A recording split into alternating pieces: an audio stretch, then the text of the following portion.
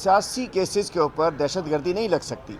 आजकल चूँकि सिंध में पुलिस बेख्तियार है, आईजी बेख्तियार है, सब कुछ चीफ मिनिस्टर हाउस से पुलिस का कंट्रोल है। पुलिस ऑर्डर 2019 के बाद सिंध में पुलिस की ट्रांसफ़र पोस्टिंग जो है वो सीएम हाउस से होती है। तो उस पर फैसला किया था कि जी किसी भी पॉलिटिकली मोटिवेटेड केसेस के ऊपर दहशतगर्दी का केस नहीं बन सकता। लेकिन आज पूरी सिंध हुकूमत 780 और पुलिस के ज़रिए चलाई जा रही है।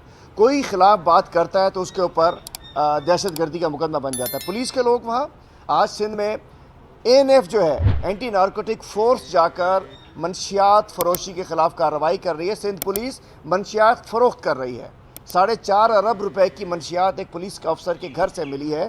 सिंध में गुटखा, सफीना, तमाम चीज़ें जो हैं ये पुलिस की सरपरस्ती में चल रही हैं।